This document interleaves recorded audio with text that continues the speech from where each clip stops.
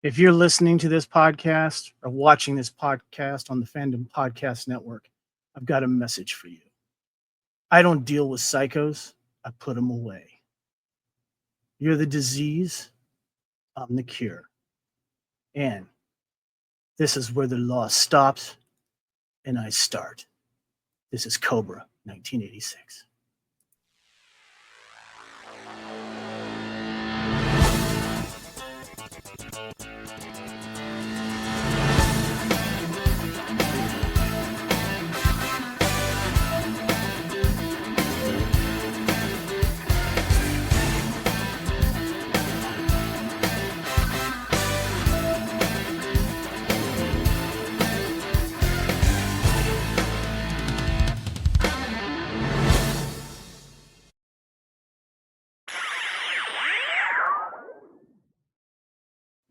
Welcome, everyone, to Couch Potato Theater here on the Fandom Podcast Network, where we celebrate our favorite movies.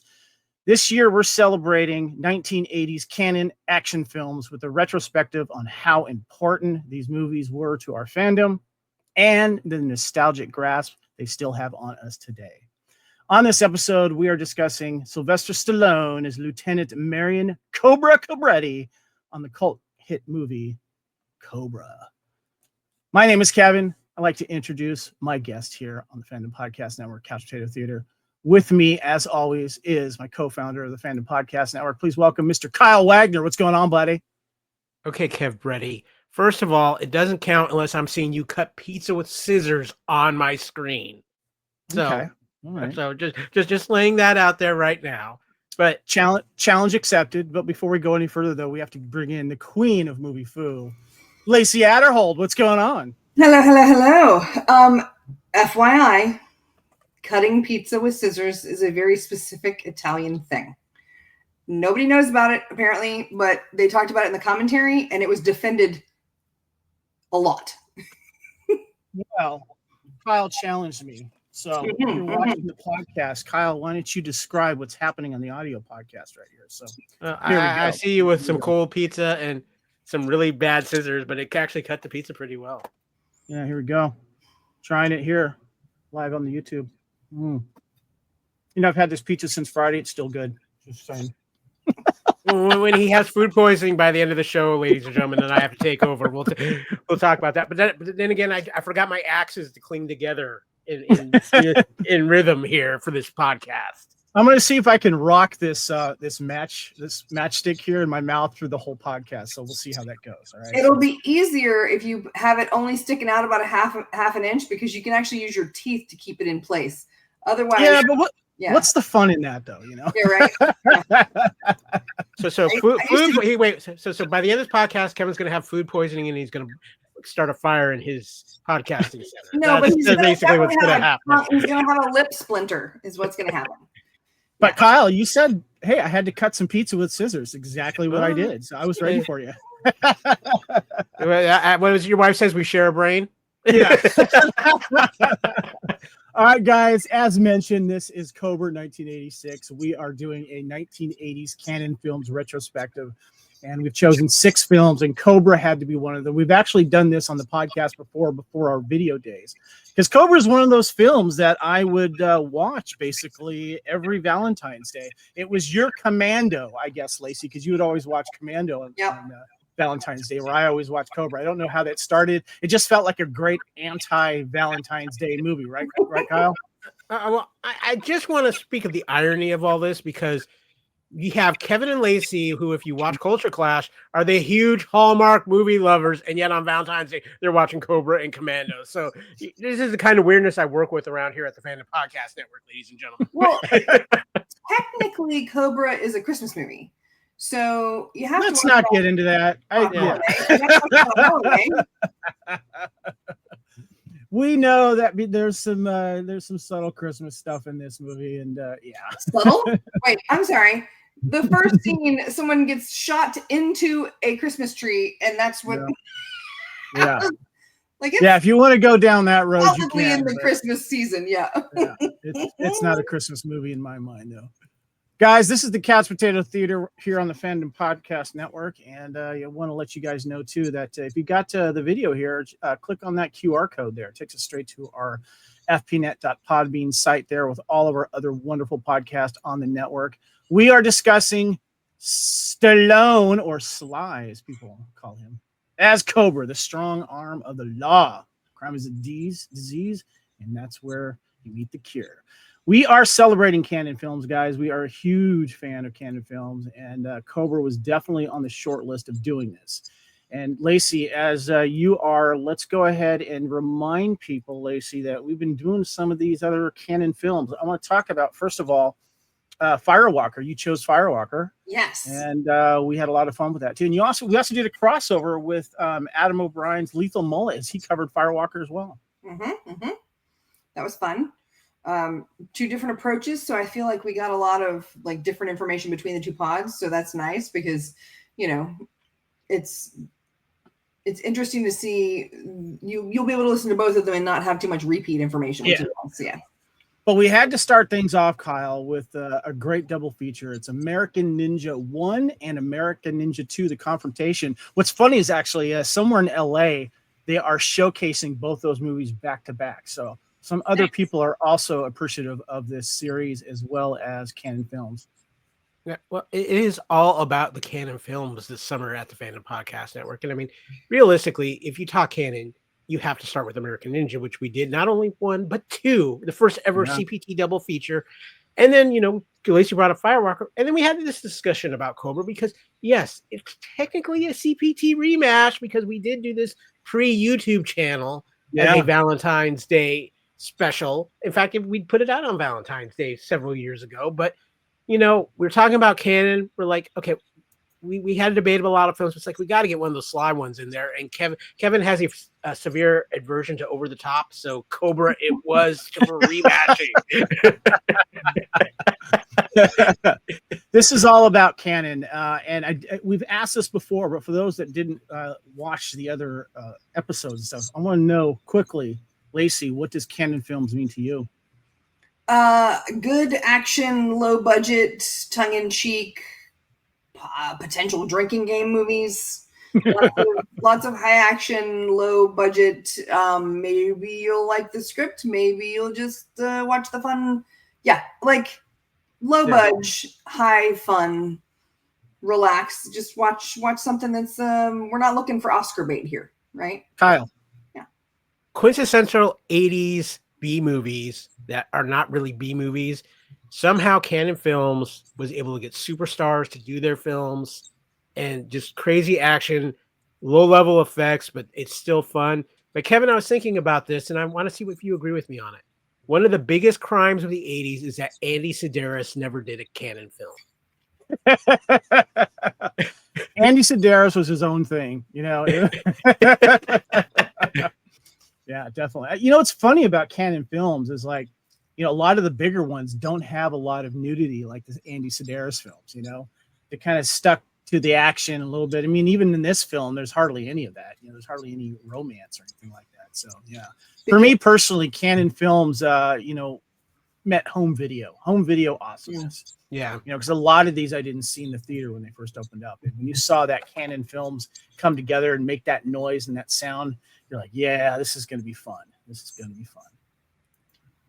So as we continue here, we got some others on the docket. We'll get into that a little bit later. But of course, we have the IMDb plot description that's not always spot on. Sometimes it is. Kyle, do you want to read the actual little small plot description that we got here for Cobra? A tough on crime street cop must protect the only surviving witness to a strange murderous cult with far-reaching plans. I would say that's pretty spot on. That's a good elevator pitch, as Lacey has reminded me. But we do have a little bit longer version with more context for those of you that may not have seen this recently. Criticized for his brutal and unconventional ways, hard as nails, Lieutenant Cobra is the tip of the spear of LAPD's elite zombie squad. But crime runs rampant in this city as a string of seemingly unconnected assaults on civilians drags the hardened officer into a violent war with the psychopaths of, quote, the New World, an underground cult aiming to weed out the weak. Cobra must escort a key witness, Ingrid, to a safe house. However, the Night Slasher and the movement's delusional killers will stop at nothing to track her down. Now, there is no turning back. Only one man stands in the way of the disease. Cobra is the cure. Released on May 23rd, 1986, with a running time of about 89 minutes, a budget of $25 million, and a box office of $160 million.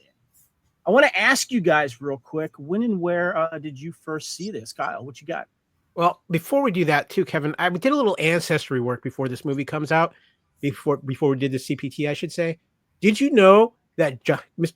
Cobretti, one of his distant cousins, is a police officer as well? His name is John Spartan. John Spartan. As for me seeing this for the first time, so this movie came out in 1986. I was 11 years old. This is things that happen in my life with my father when mom goes out of town. Son, we're going to go see Cobra in the theater. So at 11, my dad took me to go see Cobra in the theater because we both love Stallone. So. Your dad is awesome. That's amazing. Lacey, what about you? I would have been 86. I was 13.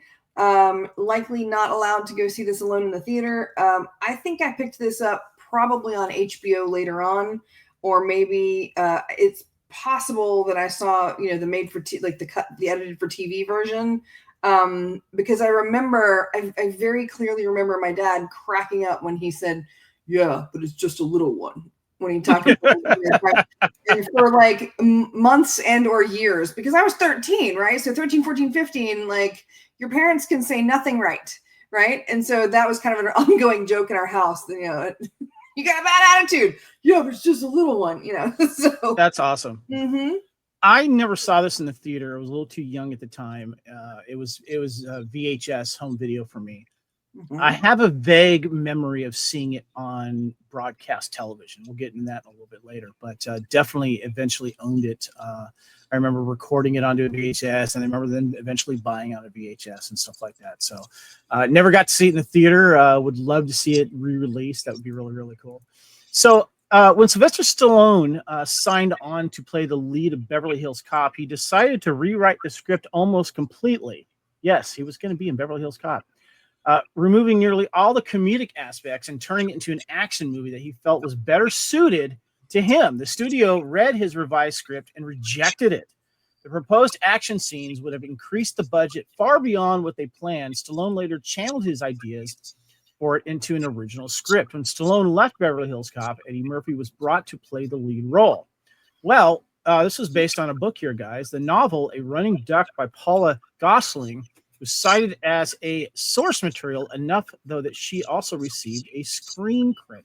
And I love how they have like the different, if you're watching the video, you can see the different covers of this when this book is released. And there's one that says, "Now filmed as Cobra, starring Sylvester Stallone, Paula Gosling's Running Duck." But also the original book and script did come into also called Fair Game, a movie I have a guilty pleasure on for obvious reasons, starring William Baldwin and my supermodel crush, Cindy Crawford. Fair Game came out in 1980 or 1995, if I remember correctly. You guys seen Fair Game? Yes. Yeah, it's been a while, but I have seen it, yes. You guys fans of Fair Game? Yeah. I had it on VHS. I don't know. Honestly, I'd have to check and see if I have it on Blu-ray or DVD. I think it's only available on that DVD that has the cardboard cover, I think that's the version that I have. So yeah. Well, so speaking of VHS, there's a picture of it right there. And if you wanted to buy it brand new, it'd cost you $79.95. And here's an ad up here that shows ads for this that you can find it in these stores. And this was an LA ad here, or excuse me, a New York ad. So you can find it in Brooklyn, Manhattan, Bronx, Queens, Long Island, Flushing, all these areas to buy Cobra for $80. I don't know about you guys, but if I had the money, I would have, because I do remember buying RoboCop for $90 when that came out a year later on VHS. Any of you guys spend that amount of money on a VHS back in the day? I know my parents did for a Christmas present one year because they got me a copy of Transformers the movie before it was anytime it could be sold, and it cost them about $80 to do so. Gotcha. Lacey, what about you? No, I do remember that when I worked at Blockbuster a little while later, there was a kid that came in and rented this literally every weekend for like a year and a half. And my boss finally just gave it to him because he had spent, so much money on it already. Yeah. Gotcha. All right. Well, we need to talk about a more recent video, and this is how Lacey and I recently watched it. Arrow Video released the 4K special edition. I'm holding a copy of it right here in front of my hand. Of the blue, it's a 4K of Stallone Cobra. We just recently watched this, and it's beautiful. It's got the new fan art on the actual 4K here, which it's okay. I prefer the original one here. But you open it up, and I'll showcase this real quick here for those that are watching the video. Let's get you guys. Wait, hold on here. Get there. There we go. So what I love about it is it's got a picture of pizza being cut by scissors. Lacey, you got yours there, right? Yeah. And that's the cover of the little booklet that you have here, which is pretty cool. Very, very nice. And then it also has a very nice fold-out poster of the new art that was done for this project. And you can see it on this side. But then if you want the regular Cobra poster, it's on the other side as well. So, and it has a pretty good new special features on this. Kyle, did you ever get a chance to check this out? I don't know if you did or not, right? No, I didn't get a chance to check that out, unfortunately.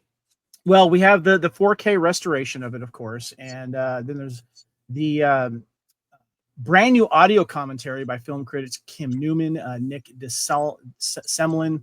We also have audio commentary by film scholars Josh Nelson and Martin Pedler, and audio commentary archive by, of course, the director George P. Cosmatos.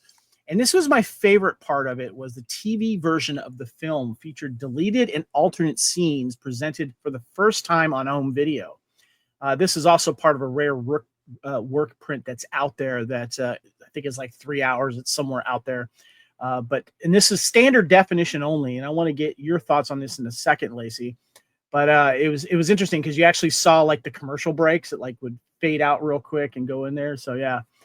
And there's some other really cool interviews with some of the cast members, including Brian himself, the Night Slasher himself, Marco Rodriguez. But it was nice to see Brian Thompson and Marco Rodriguez. Marco is the supermarket killer. And you also got a Feel the Heat interview with Andrew Robinson, who a lot of people know, of course, through Dirty Harry, but probably through Deep Space Nine as Garrick. Archive interview with actor Lee Garlington, some other cool little featurettes and stuff like that. Lacey, I just wanted to get you a chance to kind of touch on this new 4K release here. Yeah, I'm going to use my time to talk about the special features because there were 3 commentaries and the TV cut version. So in the past 3 days, I have watched this movie 5 times.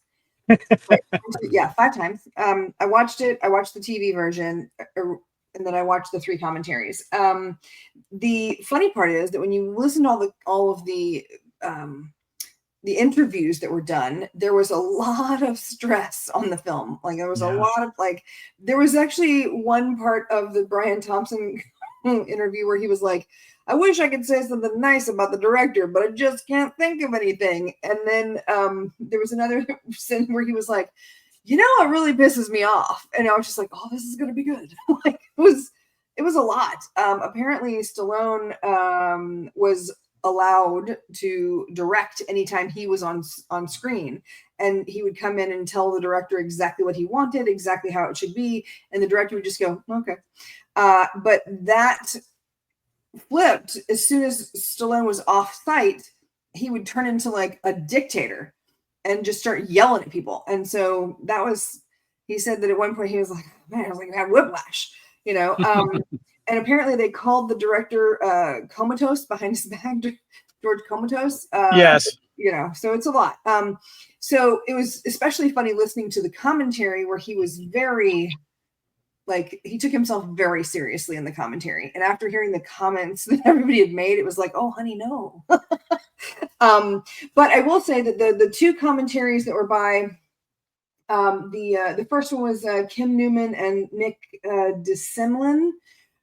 Very interesting. Talked about everything from the origins of Cobra, how Dirty Harry is technically a Cobra film. They kind of connected the some of the characters in that with the original book. Talking about all kinds of stuff. They even talked about how there were so many Pepsi influences because of Faye Dunaway. Not Faye Dunaway. Faye Dunaway played what's her name? Joan Crawford, when she married the head of like it was like a film history. It was outstanding commentary. The second commentary is a film student or two film historians, Josh Nelson and Martin Pedler, and they talked about all kinds of cool stuff, but also added in some of the more political things, where they pulled out the original script where his name was originally going to be Axel Cobretti, which is where you see the split from Beverly Hills Cop, talking about how the original script that had been kind of pared down was talking about things like capitalism and fascism, and it was very political. And they talked about how Reagan like screened this at the White House and all that. I mean, it was really, it's really interesting. So these are not traditional commentaries, but they're fun to listen to. And let's face it, both commentaries totally, you're talking about less than 3 hours. So they were both really interesting to listen to. The one with the director was just okay. Yeah. But the interviews were all also really fun. A similar thing happened when he was directing Tombstone. That was mostly Kurt Russell that was doing it there. So yeah. Well, and apparently there's a trend there. This director is the only director that Stallone has used twice.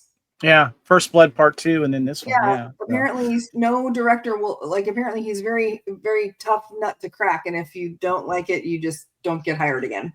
A couple of things that stood out for me on the special features and interviews, I did want to mention that I thought was really cool was the Marco Rodriguez, who played the supermarket killer, and there's two other roles I remember him mostly in, and that was, of course, the lead detective in The Crow. Who was not a fan of Albrecht. And then, of course, he had a guest spot on, I think, the first season of Star Trek The Next Generation. And he's been in a bunch of stuff. A great actor who's been just completely, working all the time.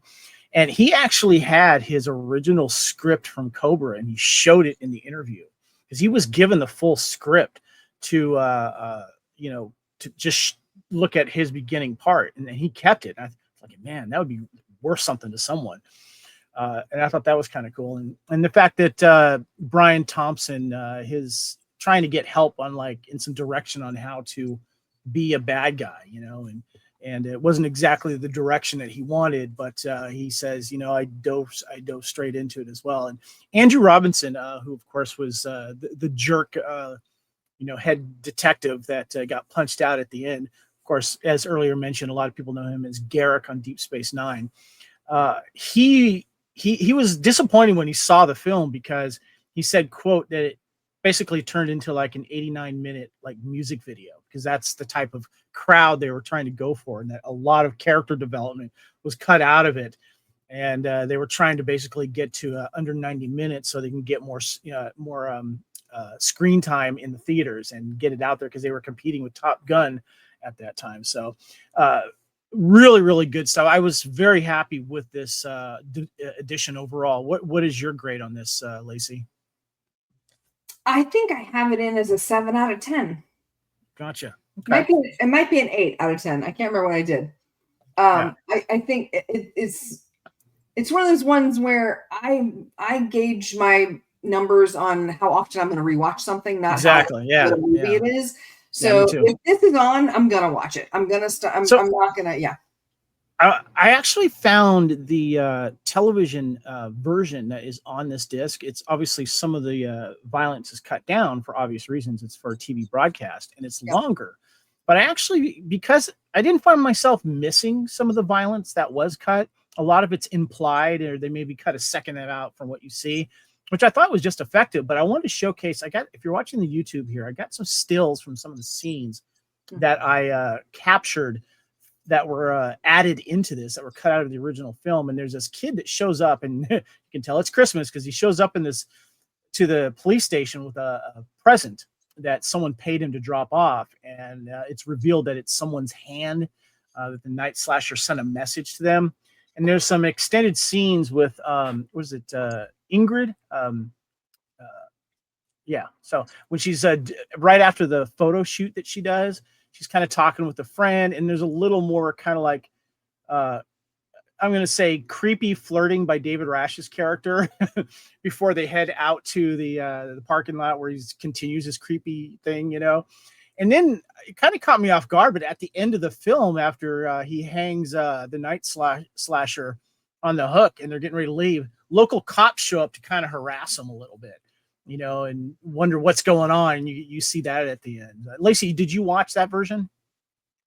Oh, I watched all of the versions. So real quick, what did you think of the TV broadcast version? Because I actually kind of liked it. I would like for them to recut it in a nicer HD version without the commercial breaks in between the scenes. You don't see commercials, but you can see where they insert it. Yeah, that was kind of my one complaint, is because back then the cut to commercial was, you got 3 to 5 seconds of black and then 3 to 5 seconds of black before you came back, like when you came back from commercial. So it was cut in weird spots. Like at one point he says, this is where I stop, or what is it? I stop crime or whatever. And then it cuts, and then it comes back and he says, sucker. Like the middle of a sentence. It was really a bizarre place to cut some of these things. I did not miss any of the violence. Me neither. If you know me, I'm not a horror person. I don't like the goo and the guts and the whatever. So that didn't bother me at all. I do think that because this originally had an X rating, they had to cut so much of the blood and guts, and there was so much in it. Well, there was 120-minute work print of this, and Sylvester Stallone was at the top of making these decisions. He was in control of this movie from the beginning to the end. And it was actually, he was deciding, let's cut that, because he was realizing, that we need to get more of these into the theater. And so, but you know what? I don't care. That's pretty cool. What I was going to say, though, was that when they cut it, they cut so much of it, they cut out all of the plot lines, all of the character development. So it was literally kind of like the Art LaFleur interviewer. He was like, well, he was giving it to Brigitte Nielsen, so it was kind of like they just expected the chemistry to be there, but then they cut out all the character development. So it was like, well, we've got a movie that's 90 minutes long, so they have to have sex at some point. But there was no. What did he say? He said something like, "They're the least." For a married couple or for newlyweds, they had the least chemistry of any two people I've ever seen. Yeah. And that's very true. It's cut so close. There's no character development, but I'm okay with that. Like it was an 80s movie, and that's how it was. Well, there was a petition 11 years ago to release the extended uncut version on change.org, which I thought was kind of funny. You can also go online and see in YouTube and see some of these things. And I've never gotten my hands on a 120-minute work print. I'm sure there's a convention out there that probably has it. I would love for them to eventually go in there and do that officially. But I wanted to ask you guys something. So this movie has a certain theme, and when it comes to the action, the violence in this as well, a lot of the violence, as you alluded to, Lacey, was cut from this.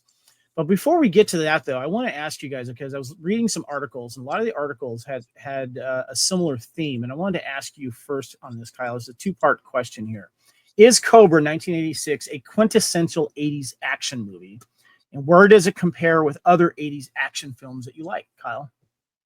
So this is kind of an interesting question, because I don't know if Cobra is a quintessential 80s action movie. And it's mainly because of the fact that the star of it has so many quintessential 80s action movies before Cobra it kind of knocks it down. I mean, you talk about Rambo and even Rocky and some of the other stuff we did, and then you throw in the Schwarzenegger factor and a few others. I feel like Cobra's kind of at that one notch below quintessential. Like, it's, if you don't see Cobra, you haven't missed like one of the key movies of the 80s. But on the other hand, it is a crazy action movie because it is so over the top. He is such a one-man show in this movie. And then you have in this whole other aspect of, and it's kind of one of the other reasons why I don't think it's necessarily a quintessential 80s action film, is this movie has a very strong horror aspect to it. And if we ever would have got the extended cut, it really would have. And Hold on to that horror thought. That's going to be the follow-up question. So yeah. I think it kind of falls just one rung under quintessential. But I think if you're a fan of the 80s, if you haven't seen Cobra and say you're a fan of 80s films, something's wrong. Lacey, is it quintessential 80s action for you? Does it fall underneath that? I wouldn't say quintessential. I would say nostalgic, because if I'm thinking what movie should I watch for like 80s action films, there's a whole bunch that I would kind of pull out of my brain before this. But if I see this on TV, I'm going to be like, oh, 80s, let's watch this. You know what I mean? I feel like it's the nostalgia factor, because it does have, I mean, come on. He's black shirt, tight jeans, biker boots, with the trench coat and the glove. I mean, it was so 80s, like the clothing and the montage where she's doing the modeling session. Like, David Rash's entire character is just basically an ad for Boys Will Be Boys. Like, it is a lot, right? Right. So while I probably would put this in the top 20, I don't think it would be in the top 10. Gotcha. If I was thinking, action 80s. Now, Commando, okay. But this one, yeah. For a lot of the stuff that we've brought up and the imagery of this film and a lot of the cliches and motifs, to me, this is a quintessential 80s action film because it checks off so many boxes. You got a big star doing his thing at the top of his game. You got a great villain. You got a damsel in distress. You got asshole superior cops. You got bad cops, and you just got a crazy cult. And you got a great car, you got great guns. It checks off all these boxes for me. And so for me, it is definitely a quintessential, and which is one of the movies why I always return to it and rewatch it. But the second part I wanted to ask you that Kyle was alluding to here is Cobra 1986 a horror action movie? And would the original extended cut of the film help or hurt it? I want you guys to touch on that, because this movie, if you look at it from a different lens and angle, this is a straight up horror movie as well, especially with Brian Thompson as the slasher here. His character is based off, of course, Richard Ramirez's the Night Stalker, which just happened, probably as this movie was filming, and he'd just recently gotten caught because he was targeting everyone. And Southern California was like afraid of everything because of this guy. It was real, because he was traveling around doing this. And Brian Thompson just really dove into this night slasher character. So guys, Kyle, start with you here. Is Cobra a horror action movie? And do you think we should have seen the extended cut as well? So I think this is interesting, because I do believe it is a little bit more horror action than just straight action. But here's the kicker when you talk about the extended cut. I think if the extended cut comes out in the 80s, this movie fails and falls on its face, because it's too long, and two, I think it confuses the audience of that time frame of Stallone in a horror type movie. However, if this movie comes out today in that extended cut, I think it's accepted crazy, because we have become such a true crime fan country. Oh yeah, and that's a good point. With the all these serial killer documentaries that are out now and things like that, I think the extended which my wife loves, by the way. I think the extended cut coming out now would be a much bigger success than it would have if it would have come out in 86. Lacey, what about you? Is this a horror movie? I think this is more of an action horror as opposed to a horror action, if that makes sense. Gotcha. When we had it in the film, in the blockbuster, it was under action. That's where it was. That's where it lived. I think that if the full film came out, if the 120 minute version came out, it would move from action to horror. because just based on what they had to cut. Also, that means I would not have watched this movie and I would not have loved it so much because I'm not a gore gal. But I think Kyle's right when it comes down to, I mean, all of these small kind of boutique spots are coming out with all these different, like horror has gone so many different directions just in the past 5 to 7 years. Yeah. I mean, there's been some like crazy cutting edge stuff, and I'm not even a horror person. Like, I don't really, go for all that kind of stuff. But I mean, I think it kind of started with Cabin in the Woods, where they kind of took a left turn with horror and all. Yeah, I got you. Yeah, what just happened? And now they're doing Quiet Place, which is amazing. That was a completely different, kind of scenario. I think that this would fit in now better than it would have fit in the 80s. I think Kyle's right. Kyle? Let me just put it this way. In the 80s, Cobra is a canon film. In the here and now, it's a Blumhouse film. Yeah, I was gonna pull Blumhouse, and I was like, I don't know. There you go. Good call. Yeah. Well, let's talk about reviews here. We always love checking out the reviews here, and we have, of course, Rotten Tomatoes. We always see what they have here, and Rotten Tomato currently has it at 17% on the tomato meter, the 43% for the popcorn meter here, and so it's got a 70% rating here. And quote, the website consensus reads: a disengaged Sylvester Stallone plays Cobra with no bite in this laden action thriller, queasily fixated on wanton carnage and nothing else. Wow. Variety called it a sleek, extremely violent, and exciting police thriller, and compared Cobra favorably to Rocky and Rambo. And Gene Siskel, the Chicago Tribune, compared Cobra to Dirty Harry when given the film 2.5 stars and summarizing it as, quote, filthy Harry. He wrote, whereas Clint Eastwood would have squinted at Robinson, Stallone takes a more violent approach. Maybe that's the difference between actors. Eastwood can be droll. Stallone can often cross the border to prime evil. And of course, Cobra was nominated for 6 Razzie Awards, including Worst Picture, Worst Actor, Sylvester Stallone, Worst Actress, Brigitte Nielsen, Worst Supporting Actor, and Worst New Star, both for Brian Thompson, and Worst Screenplay. Ouch. But did they win any? That's the question. I didn't check that, but nominations, it definitely, I'm sure they probably did there. But what I love was the TV ads, and I'm showing some here on, the newspaper ads. I'm showing them here on YouTube. And Stallone is a humongous hit, one says. Great action, exciting. If you missed Rambo, Cobra is the cure. And these bring back good memories, and showing them all the theaters in your local area was definitely a fun thing to see. But guys, if you would like to help out, we got some movie trivia coming up now.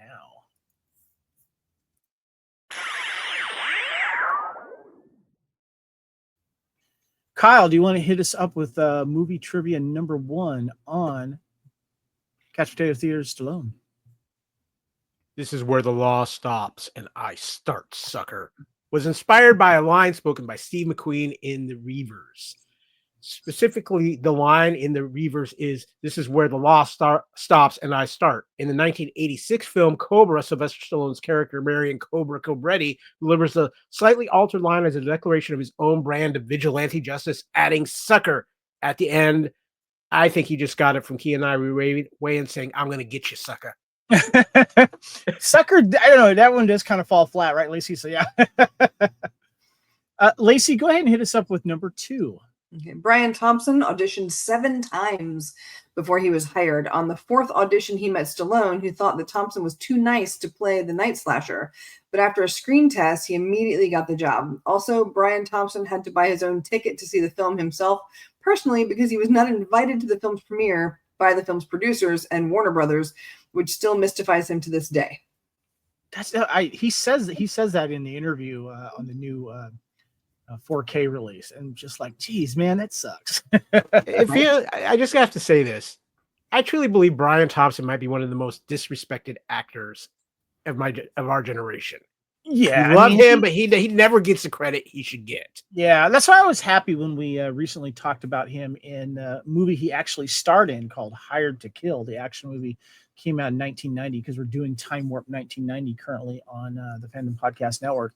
It was nice to see him in actual starring role in that. Of course, I remember him in Kindred in The Embrace as well. Yeah, Kyle? Oh, yeah. I just want to say, I think I am the most qualified to read this next particular piece of trivia? I'm going to give it to you, Kyle, because I know you, and you've taken that half the brain away from me. So go for it. Stan Bush's song "The Touch," which was used in Transformers the movie in 1986, was originally written for Cobra. It is said "Feel the Heat" was overheard during the filming of its music video by John Bovar, and when they were editing it in the same building complex, and was added because Stallone loved the song. Oh, thank you, God. Because there is no way "The Touch" by Stan Bush fits anywhere in this movie. I had just on a side tangent, I have to mention this, Kyle. I recently went to go see the band Cold Slither, which is the G.I. Joe made up band from the TV series. And they hired real musicians to play the Dreadnoks as Cold Slither. And in one of the videos, one of the songs they were playing before the thing started was Dirk Diggler's version of "The Touch" from Boogie Nights. Oh, it hurts. It hurts so All right, much. I got the next one here. 1986, the film was made into a video game by Ocean Software for the ZX Spectrum, Commodore 64, and the Amstrad CPC. While the 3 video game adaptations of the film have been very similar gameplay and levels, only the Amstrad version was had an actual complete ending, with Ingrid and Cobretti leaving the Steelworks after the confrontation with the Slasher. The Commodore 64 and Spectrum versions just loop back to the first level after the Steelworker section has been completed. The days of 80s video games. Lacey, hit us up with the next one here. Wait, just to touch on that, I don't know if you ever played that game, but the whole goal of the game was that you had to headbutt people and search and find guns that were hidden inside of hamburgers. And they talked about it on one of the commentaries, and I was like, oh, that was Cobra. I totally remember. I didn't remember that it was Cobra, but I remember that video game. I was like, oh, I remember that game. It's nuts. Hit us up with the next bit of trivia. Okay, director Nicholas Winding Refn is a fan of Cobra. In Refn's cult film Drive, the main character has a toothpick in his mouth in some scenes, and is Refn's homage to the opening scene where Stallone has a matchstick in his mouth. The main star of the film, Ryan Gosling, also said in an interview that he's a fan of Stallone and Cobra, which is why he borrowed his character's toothpick habit from Cobra. There you go. All right. Kyle, go ahead and hit us with this one here. Again, Brian Thompson getting no respect, but Brian Thompson and Sylvester Stallone had not spoken to each other in over 20 years after the film was made, until they recently met at a horse riding academy where Thompson's daughter was actually giving Stallone's daughter riding lessons. I did a search for this, by the way, to kind of find out, and because it was also mentioned by Brian in the new interview for this 4K release. And I came up with these pictures of these equestrian horses. Apparently, one of these horses is called Cobra. Just going to mention it real quick. So, yeah, throw that out there. All right, the next one I got here is Sylvester Stallone said he got the idea for LAPD Zombie Squad from a real-life zombie squad in Belgium, comprised of cops who go out at night and handled crazy criminals on their own terms. Don't mess with Belgium, man. Don't mess with Belgium. And Lacey, you touched on this when you were patiently watching all the audio commentaries. Hit us with number 8 here. Okay, when Sylvester Stallone was not on set, oh, there we go, yeah. George P. Cosmatos, also referred to as Comatose, acted like a tyrannical person to the cast and crew, which rubbed many people the wrong way, including Brian Thompson, who Cosmatos said to him, "If you had listened to me, you would have been you would have had a much better performance," which he didn't take too kindly. Thompson referred to him as the palest chain smoker.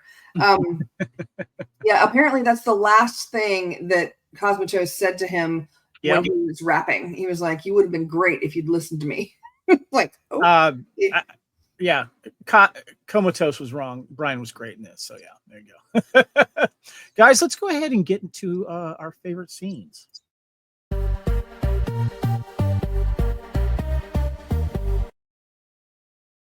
All right, Kyle, let's start with you. What are some of your favorite scenes? And I'll go ahead and scroll through some here on YouTube. What you got, brother? The scene in the supermarket is just classic. Yeah. Everything in the hospital, I think, is just so intense, and I think that's very well done. And there's the scene where Brian Thompson is speaking to everybody in his cult, and they're clacking the axes and all kinds of stuff. And there's just something about that scene that is so creepy down into your It's soul. scary. It's scary Because you're thinking to Yeah. yourself, there are people out there like this in real life. And it gets you really thinking about this movie. And really, again, this is something to where if they would have played up more of the horror side of this film, that scene becomes even more intense than what it already is. Yeah. Lacey, what are some of your favorite scenes?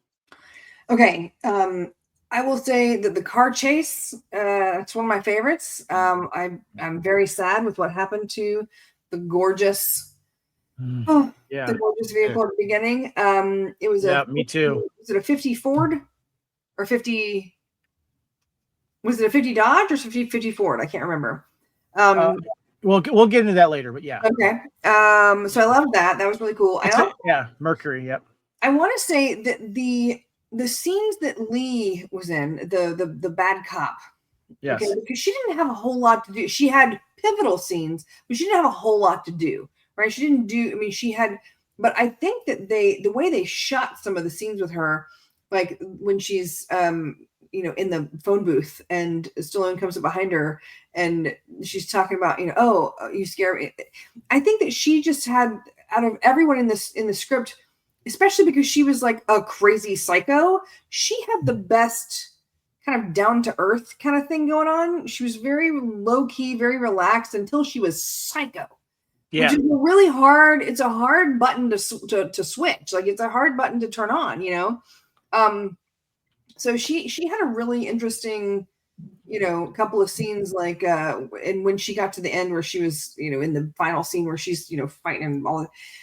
I liked her fight scenes were kind of cool too. Gotcha. Yeah, my favorite and least favorite scene is the car chase, because you get to see that 50 Mercury in full gear. Yeah. And you get to see him push the NOS button as well. And you mean business when you have the over the shoulder seatbelt that like clicks in the middle and 5-point harness. Yeah, and I love that car, and I'll get into that a little bit later, but I love that chase scene as well. The opening supermarket scene that you mentioned, Kyle, is definitely a great intro. I also love the scene where after the supermarket scene, you see him basically go into his apartment, and I love how he pushes the Cholo's car out of the way, and they get pissed off, and he grabs the guy's cigarette and rips his shirt down, and you see the actor's like little mic hidden right there too, is like a little blooper. And then, of course, he does the famous pizza cut scene. And for some reason, he keeps his gun cleaning kit inside the old styrofoam egg carton, doing his thing. And, and then he's watching a little TV. He's just being Cobra, just, out of it. And what I love the fact, though, is that he's wearing his gloves the whole freaking time in the movie. I'm trying to remember, though. Is he wearing the gloves when he's kissing Ingrid in that short scene? I think he does.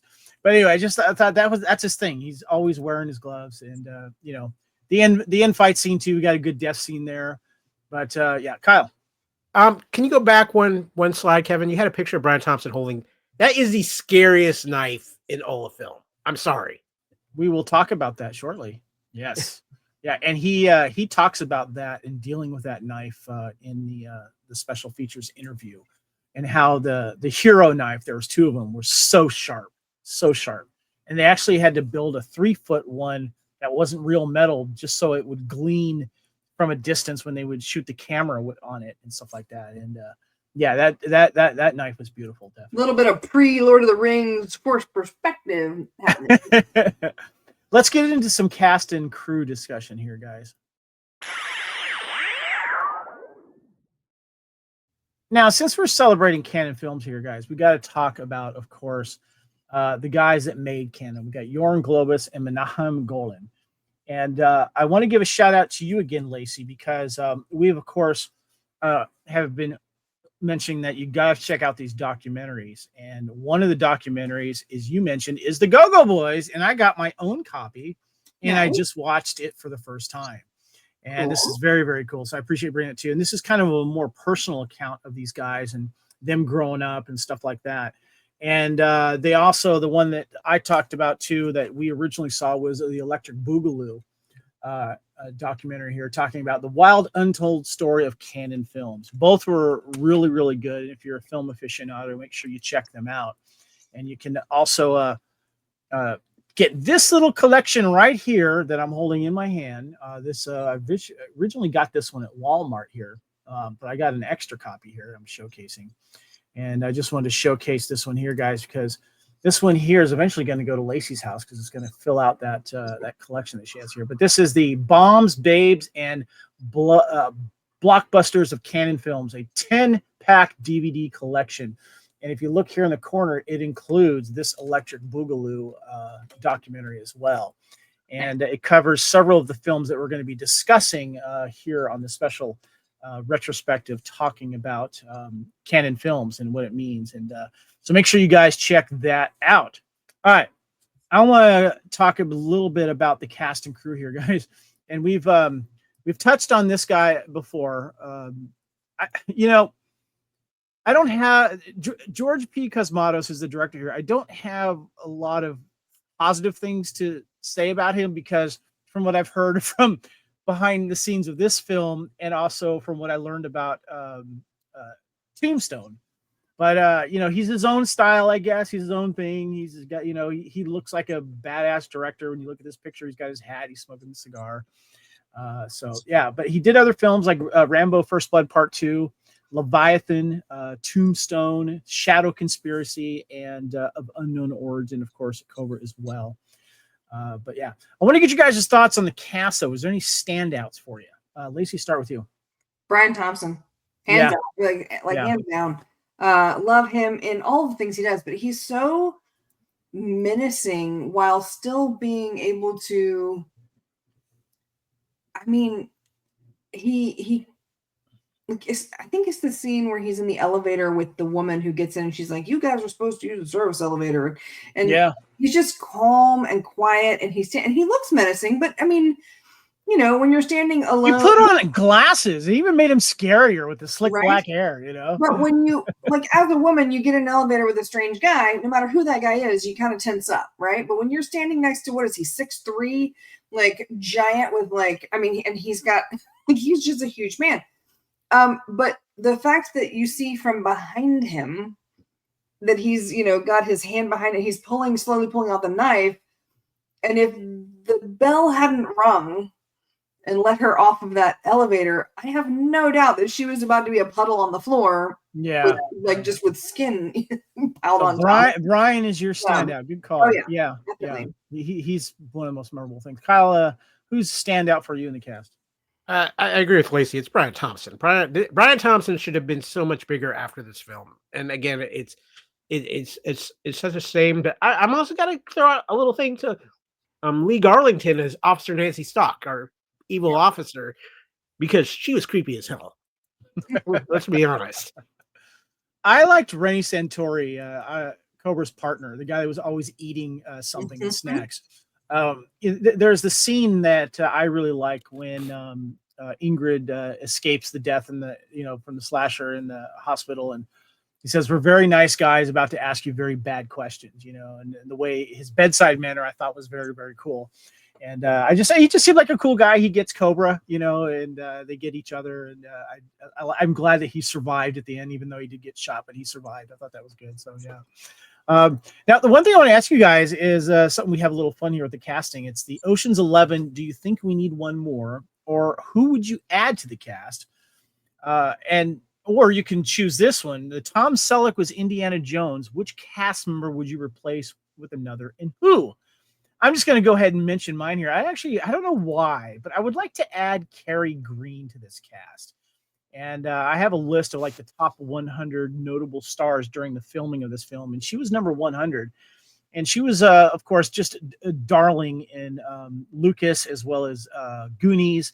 But I felt like either she could have been another cop or maybe a more notable victim that survived or something. Not necessarily replacing Brigitte Nielsen, but it would, because she's too young to kind of have at this time to have any romantic interest with Cobra.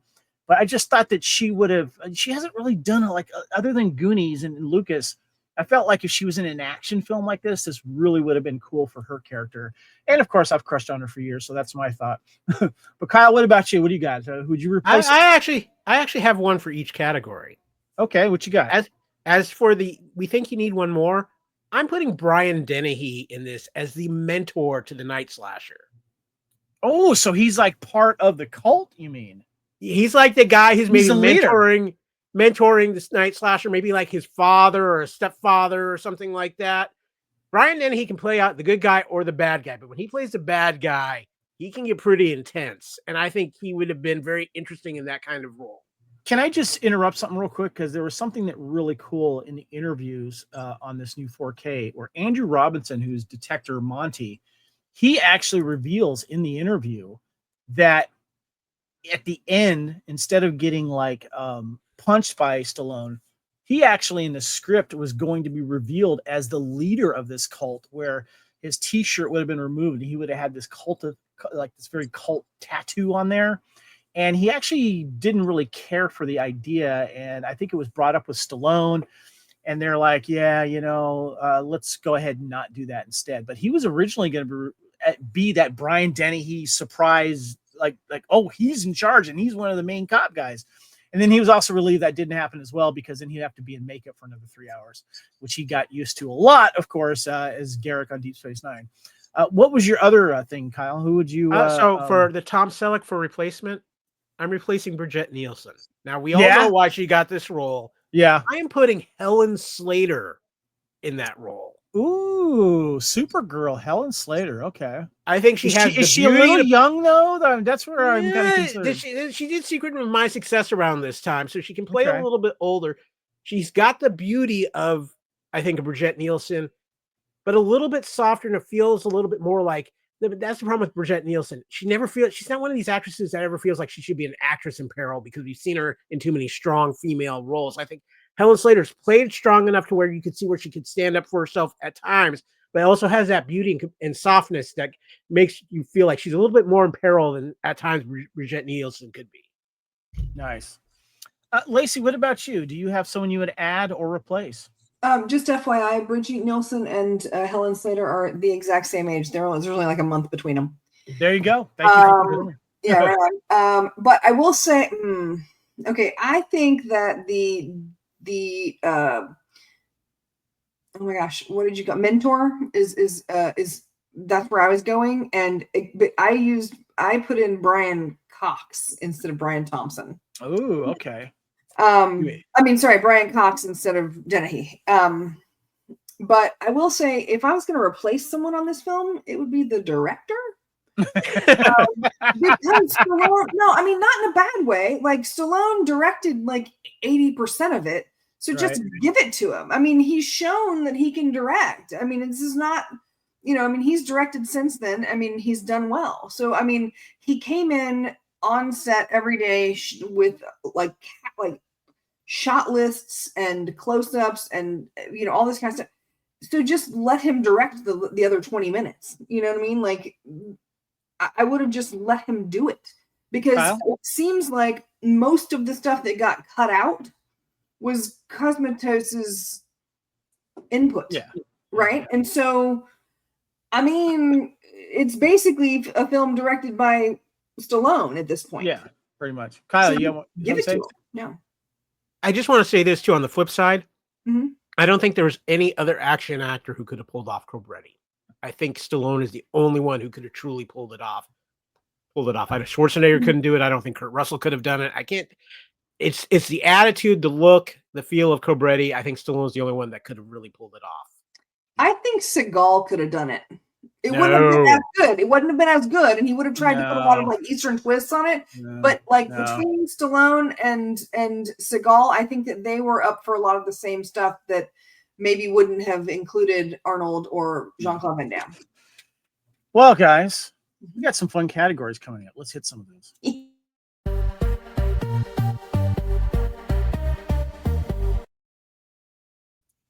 All right. Let's start off with the obvious here. The fast or not so furious favorite mode of transportation. And this is definitely fast and furious, guys. And of course, we are talking about Cobra's custom 1950 Mercury, driven by Cobretti, was actually owned by Sylvester Stallone. Studio produced stunt doubles of the car to use in some of the action sequences, such as the jump from the second floor of the parking garage. The production built 3 Cobra cars for stunt work. Though they were identical on the outside, their moving parts were designed for specific sequences involving high-speed swipes and other vehicles, 180-degree turns, jumps, and 360-degree spins. This car is absolutely gorgeous, and I'm just going to say this right now. And Kyle, we've had this discussion before. We've talked about movie cars. This car actually is in my top 5 of all movie/TV cinematic cars of all time. Of course, this is the cut down version. They call it the chop top here. This thing is absolutely gorgeous. I've seen versions of these driving around, and this one here is one of my favorites. And there was actually a restoration story online about the original car that was used and how they found it and they got it back into working order. Your thoughts on this car, and do you have another nomination, Kyle, of a vehicle in this movie that deserves a shout out? It's this car. This car is a character in the film, and I think it. What happens to it is an absolute crime. You talk about how this is so high up in your car movie list, Kevin. But again, I come back to the aspect of Cobra where it's just a rung under quintessential 80s, and I think this car gets forgotten about because Cobra doesn't hit that. Yeah, must see watch 80s film, and so I think people forget about it until they see the movie and go, "Oh my god, I want that car." Yeah. Lacey, what about you? You're on mute. Got it. Okay. This car is amazing. It just is. I was trying to figure out what kind of motorcycle he rode off on at the end, because that's a nice looking bike, but it still doesn't compare to the Mercury. It's just gorgeous. Seeing it destroyed was heartbreaking in this film. Yeah, well, but knowing that it was a mock-up is right. Makes it okay. I will say I don't go for the gunmetal, the matte coloring. I would. I love that. I love that. Buff it and make it just nice and shiny. That would be the only thing that I would do to change that car. Next one we have here, guys, is our best fight scene here. It's not Firewalker, it's Cobra. But I have a couple of nominations here. I have the when the Night Stalker cronies show up at the Cobra apartment, probably for some cut pizza. And then, of course, the end fight scene at the Foundry. We get some good stuff there. But do you guys have any other favorites or nominations? It's the Foundry. I mean, that's the iconic fight scene from this and everything about that. It was the best Foundry Steelworks fight scene until Terminator 2 came out. Yeah. I almost feel like Terminator 2 ripped it off a little bit too. A little bit, yeah, I think so. What about you, Lacey? What's your favorite fight scene? For me, it's the one section of the Foundry scene. That shot where he lifts Brian Thompson and puts him on the hook. The noise that Brian Thompson makes. Oh yeah, is so real. I mean, just that. It was just. It just thinking about it makes my back crawl. It's awful. But yeah, that one, success. This is the very end of the fight, and he just sticks on it. Yeah, that's a good one. It's a good one. Yeah. All right, the next one we have here is you took him out with what? Your favorite weapon or inanimate object used as a weapon. And we got you touched on it before, guys. We've got the knife, the Cobra knife here. And you can actually buy replicas of this online. It's one of the most distinctive movie weapons out there. And you can go to getasword.com to get one yourself. And there's a really cool box that it comes in. It's very, very cool. And the overall length of this particular blade is about 13.5 inches. It's pretty intense there. And it's also got the Death Skull medallion mounted on heavy stainless steel blade. Let's talk about this knife. what I like, it's obvious that it's a very dangerous knife, but it's also got like the brass knuckle spikes as well. Lacey, people aren't messing around with this, but I think the handler has to be careful.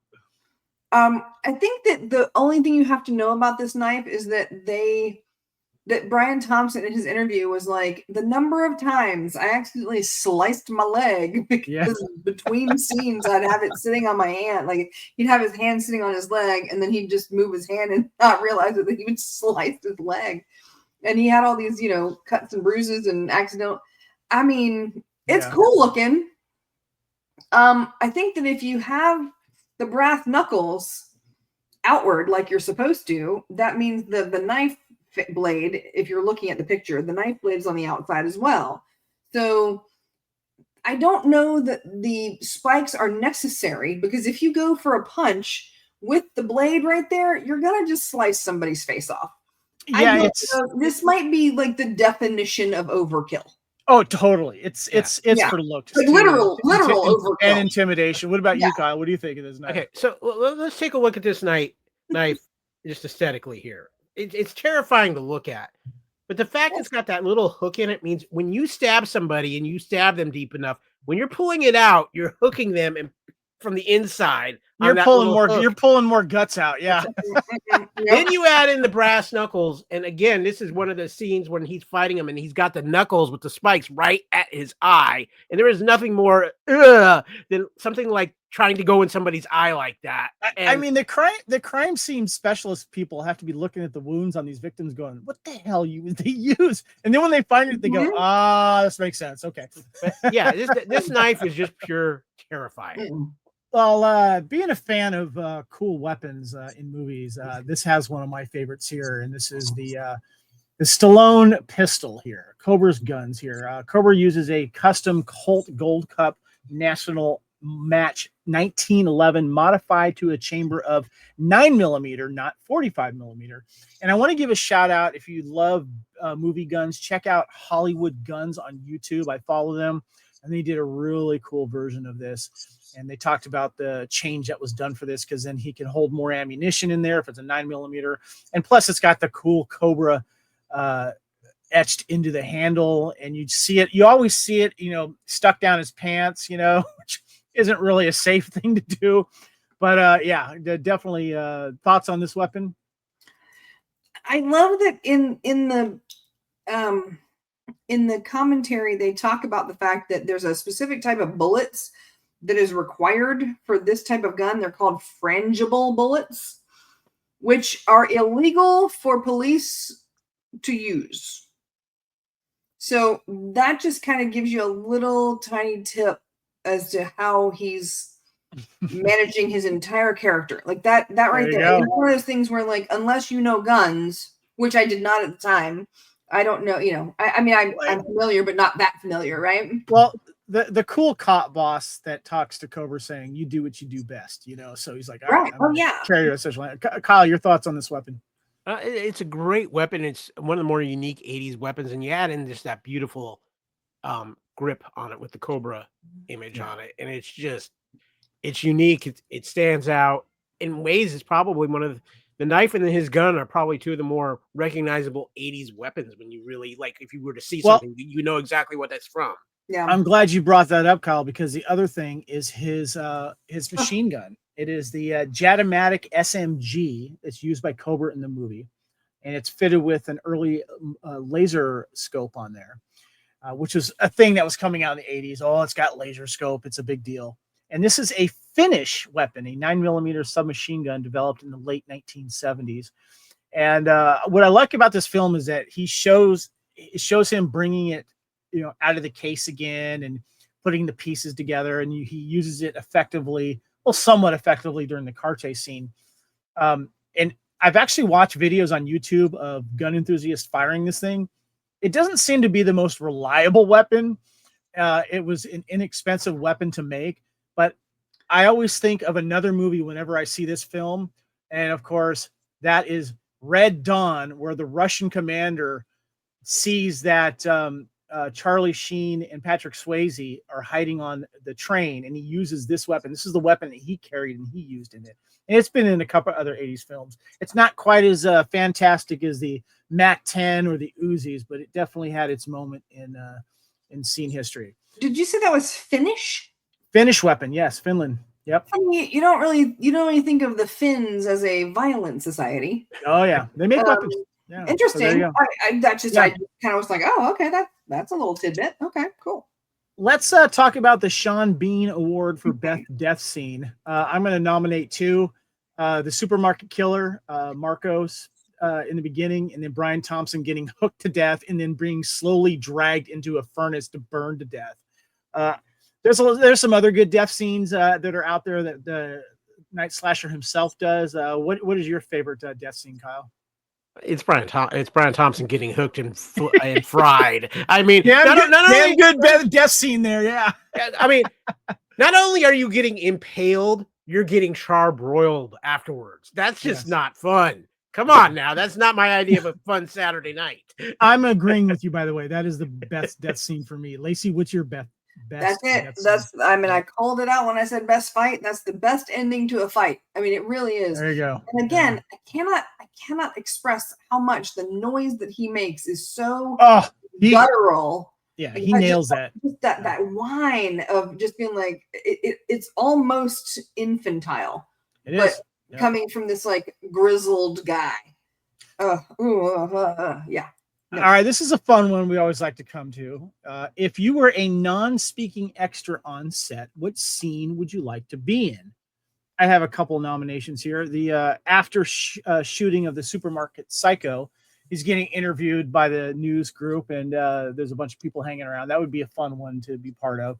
Or the Crossroads duel at the end, at the Motor Court Crossroads, where things come to fruition of the cult meeting up with Cobra and Ingrid, and interesting little area where that's filmed at. It's actually a couple hours from where I live. I could visit that if I want to. But there's some other great locations. Kyle, where would you like to be an extra in? I would have actually might have been kind of fun to actually be in the supermarket with the supermarket killer. But yeah, I think ultimately I'd be like, want to be at the Crossroads, because I knew as soon as after everything happened, I'm going to management saying my nights are free because you just kick Crazy Town right next door. You know what? I have a little bit of umbrage in that supermarket scene, actually, because the boy that he kills is actually wearing a Raiders hat. And I'm like, aw. Lacey, what scene would you like to be in? As far as action is concerned, I'm a big fan of watching, the explosions and the car chases and stuff like that. Anytime someone's going to be set on fire, I want to see that. Like it's a really cool stunt to watch, like in action. So if we're talking about just being on set to see what, use an extra, non-speaking extra, no behind the scenes here. Right, as a non-speaking extra, being somewhere where I could see the explosions and the car chase and that kind of stuff would be awesome. So are you in the Foundry as like a cultist that's shot dead? You're watching Brian Thompson get charred to death, or what? I don't know, maybe I'm a bystander watching the car chase go by. Okay. Like that would be cool. Like watching that the jump and then the crash. That's awesome. That's really fun to watch. Yeah. The truck chase and the motorcycle people going after it was definitely cool scene to be part of. Yeah.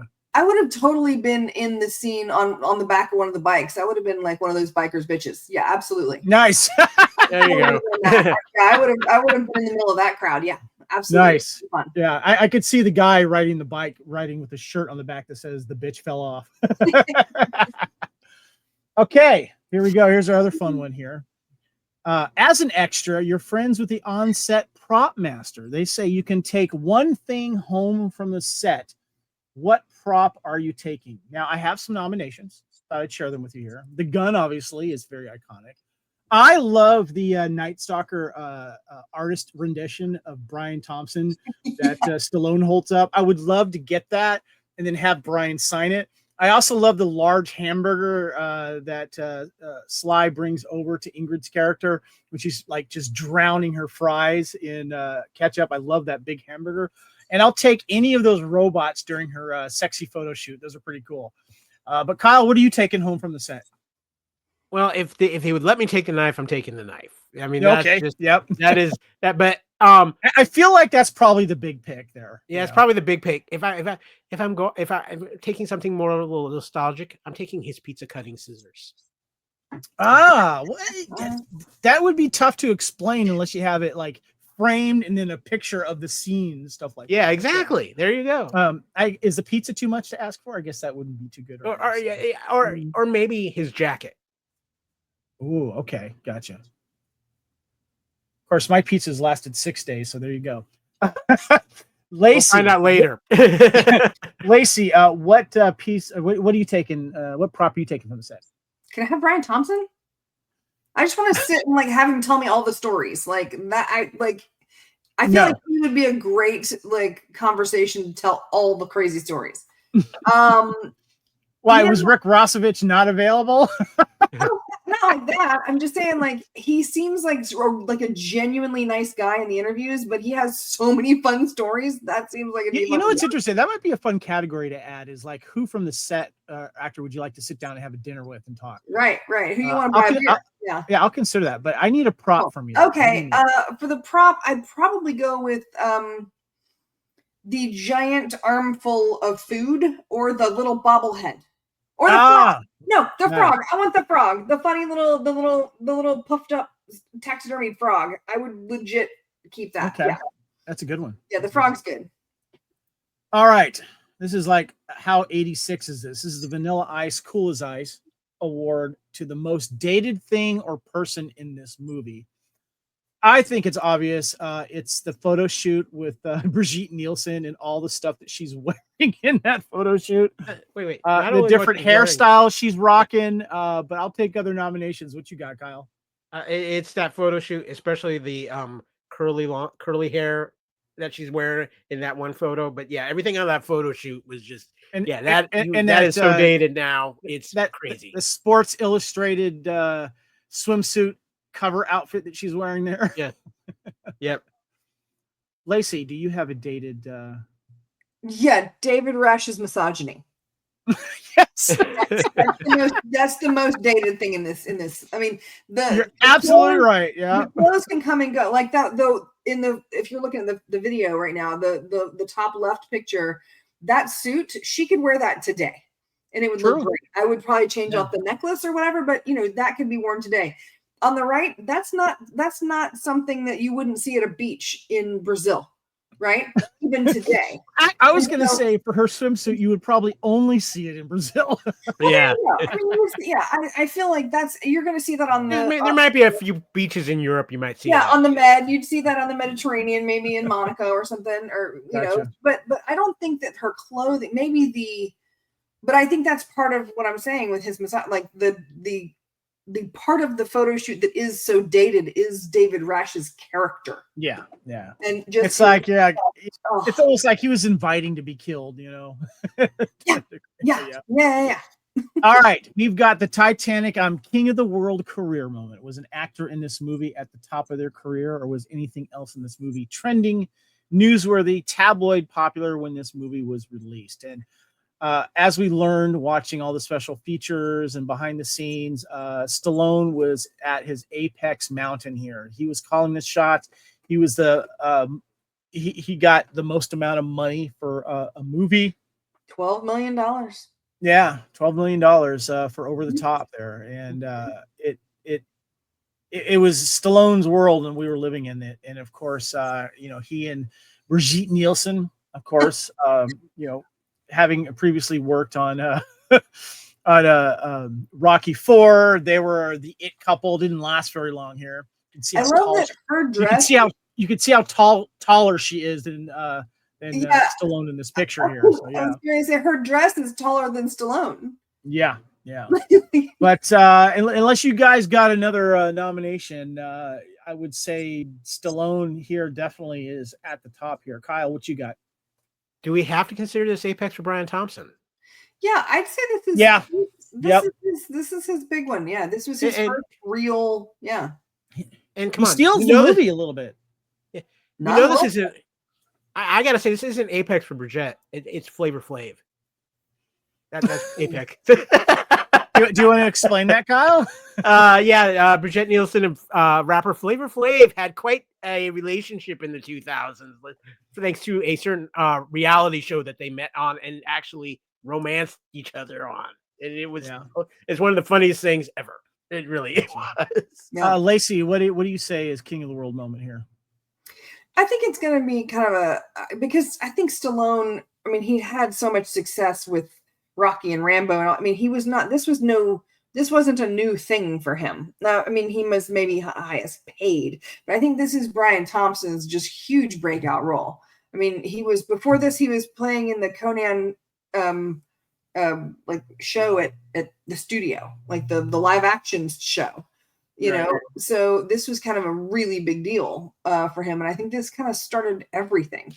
I mean, I personally remember him most. Everyone talks about all these, but I mean, he was on Buffy not once, but twice. Like he played two characters on Buffy that I loved.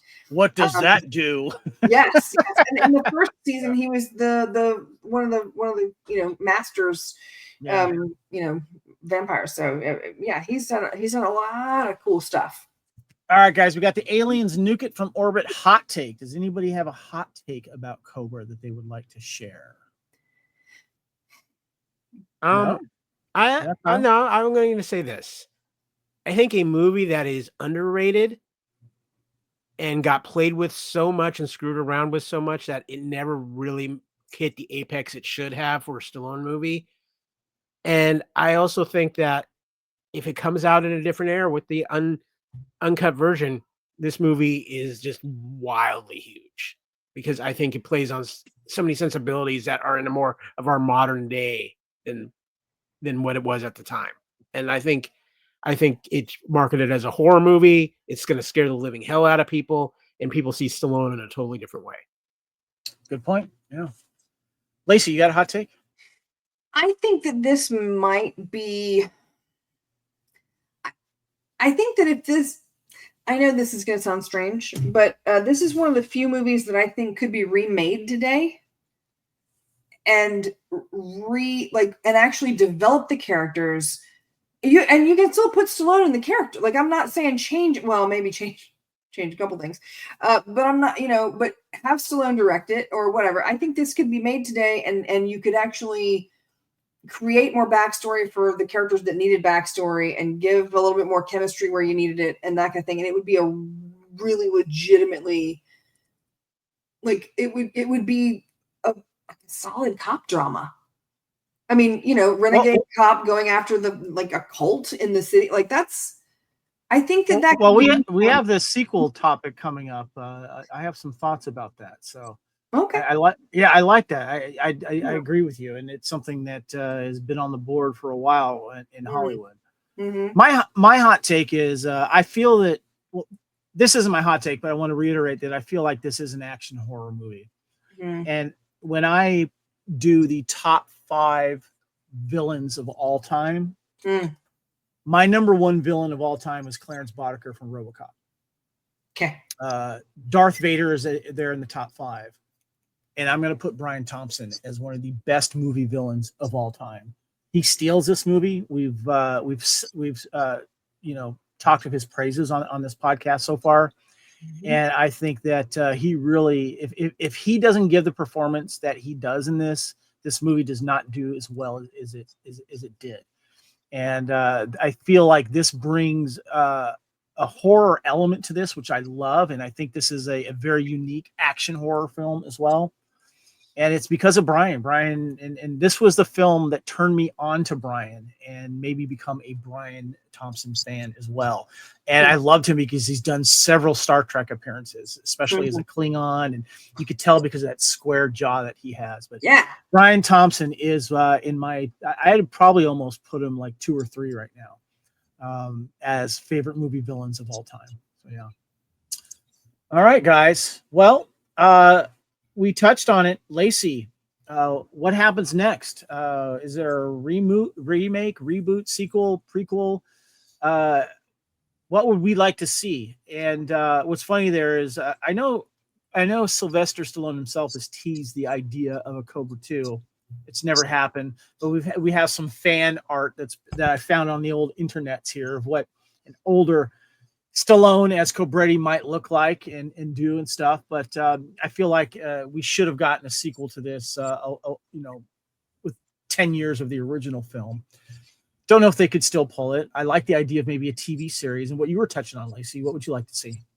Apparently, as of 2020, 2021, when they were doing the commentaries, because both commentaries mentioned the pandemic and both of them mentioned Trump as like, so as far as like markers of time frame when they did the podcast. As of that time, there was like Stallone was specifically talking about potentially bringing it back as a television show where he's retired and he's maybe like an investigator or something, but he's still kind of a badass doing his thing. The zombie squad still has to exist because that's a great idea.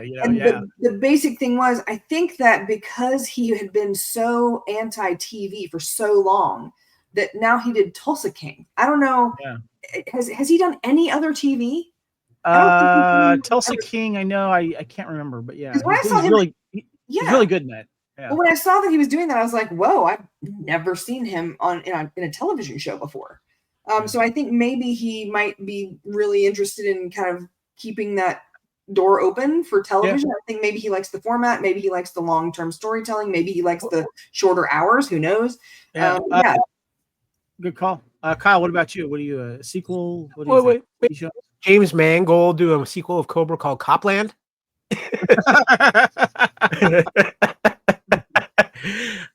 I can see what I can see with Cobra. If you're talking about doing it right here now, it's a Netflix series. Maybe you actually have his son be the star of the series, and Stallone. Think of it kind of like Creed, where Stallone comes back as Rocky mentoring Creed's son in that film, an older Cobra mentoring his son or another young cop. That's a similar. I could see Andrew Robinson's character becoming like mayor, and he creates more problems or something like that. That would be really cool. Bring some of these characters. Like, I'd love to see. Is Reni still around? I don't know if he's still alive. I don't know. Andrew Robinson is. So yeah, good call. Yeah, Lacey. Okay, this is kind of a little bit off topic, but I wanted to make sure I got this in here. The reason that they were saved from the golden raspberries, not one of them won the golden raspberry, and that's because this film was released in the same year as Under the Cherry Moon, Howard the Duck, and Shanghai Surprise. Like, that is the only like, what? Oh my god, like, that's insane. That's awesome. Well, let's go ahead and wrap things up. Let's get our final thoughts on this, guys. All right, this is the Fandom Podcast Network's Couch Potato Theater. We are celebrating 1980s canon films retrospective here, and we, of course, are celebrating right now Cobra 1986. Let's get your final thoughts on this film. Kyle, let's start with you, sir. It's one of the more interesting movies in Stallone's collection because it never hit big with that character like it did for him with a Rocky or a Rambo. And I think he thought it would. And I think this is one of, again, you're going back to the Canon Films ties. Canon Films always thought, we're going to make a franchise out of this. We're going to make a franchise out of this. And outside of American Ninja and Invasion USA, they really weren't able to get those kind of franchises lifted off the ground. They paid Stallone a bunch of money. He did this for them. He did Over the Top. It didn't click for whatever reason. And yet I think where it really got on with people was in home video and on cable later on.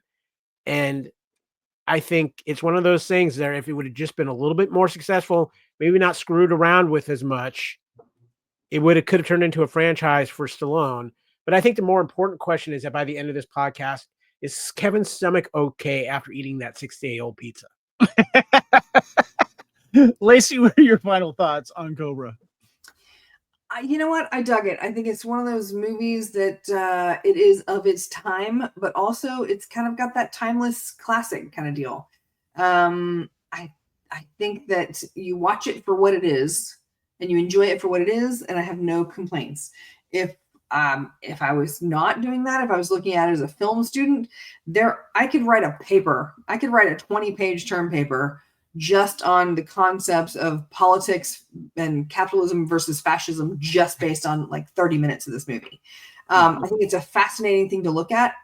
And I think that's why I keep going back to it, just because I always pick up little pieces here and there. So I really enjoy it. Yeah.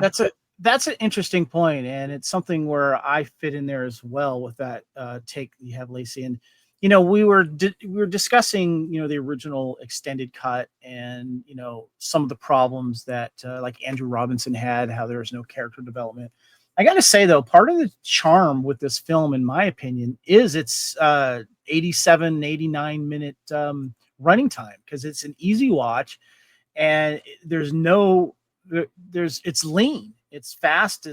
There's nothing where you're bored and you want to get up and use the bathroom. It just keeps moving, and I think that's one of the geniuses about the shorter version of this, and I'm perfectly fine with that.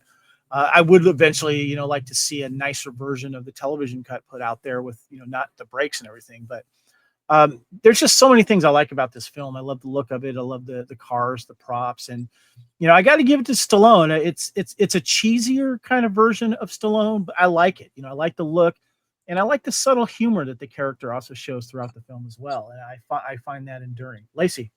Yeah, thumbs up for that runtime, man. I watched the movie 5 times in less than 7.5 hours. And so for the whole thing, after all the special features and everything, that was 9 hours, maybe. So it's a good solid runtime where you can watch everything you want and not feel like you're, doing homework so much. The other thing I've also noticed too is with my glasses and these sunglasses, I can't see shit. So Kevin, light a match. Yeah, there you go. Well, we are celebrating Canon films here. We've done a few already. We've done American Ninja 1 and 2. We've done Firewalker. And of course, we've also done Cobra just now. But we got some more coming up, guys, that we do want to give you a little tease about. Yes, Kyle? You were talking about tease. I actually got something in my mail today that I'm a little concerned about. I'm not quite sure what to make of it. I got an invitation to the Kumite. The Kumite, baby. Yes. What Kyle is talking about is we're going to be covering Bloodsport. We're also going to be covering Invasion USA and Masters of the Universe. So stay tuned here to the Fandom Podcast Network, where we're celebrating our love for Canon films. We're big fans of it. So, of course, the Fandom Podcast Network, of course, can be found on YouTube. We'd appreciate if you guys give us a watch and a subscribe and share stuff out here. We can also be found on Blue Sky at FanPod Network. We're also found on X and Instagram, Fandom Podcast Network. My name is Kevin. You can find me on all the socials at Spartan_Phoenix, including Blue Sky at Spartan Phoenix. Kyle, how can we find you? Of course, you can find me all over the Fandom Podcast Network and all over the great shows of the Fandom Podcast Network. You can find me on Blue Sky and Twitter or X or whatever you want to call it these days at @KyleW. And you can find me on Instagram and Threads at @KyleFandom. Lacey, how can we get a hold of you? I am not really on the interwebs these days, but in 3 weeks I will be at Dragon Con, and I will be volunteering with the military sci-fi track. And so stop by, say hi. Awesome. I have special badge ribbons for you if you tell me that you listen. Yeah. Celebrating a little Fandom Podcast Network. Appreciate it. You can also help us out on TeePublic. Search TeePublic for Fandom Podcast Network. Get your cool Couch Potato Theater t-shirt, as well as other shirts of our network and on other apparel, of course, pillows and hoodies and hats and stuff like that. So make sure you check that out. Lacey, thank you so much for helping us here on, and also all the time and effort you put into on the audio commentaries. Thank you very, very much. Absolutely. I got to tell you, out of all the movies that I've talked about commentaries for, these two of the three of these commentaries really are fun to listen to. So that's great. Listen, I mean, if you're just working in the kitchen or something, or organizing your shoes, put it on in the background and just listen. It's really interesting, some of the stuff that they talk about. Yeah. Kyle, how can we get a hold of you, sir? Like I said, you can find me on Twitter. You can find me on Blue Sky. You can find me on the Fandom Podcast Network. I do have to do a quick shout out, Kevin, because I think this fits in our little repertoire here. I recently posted on my Twitter account a picture of a very young me with a very young Ernie Reyes Jr. Well, I just got a like and a comment from Mr. Reyes. I got to meet him when he came to a trip to a father in Alaska, and it was just cool that he was able to see. Do you think he remembered you? I don't know if he remembered me or not, but I do know he remembered the trip because it was the first time he ever saw snow. That's awesome. Well, guys, thank you again so much for joining us here on the Fandom Podcast Network for Couch Potatoes special presentation of Cobra, also celebrating 1980s canon film retrospective. Thank you to Kyle. Thank you to Lacey, guys. Until next time, we will see you on the couch. Thank you, everyone, and good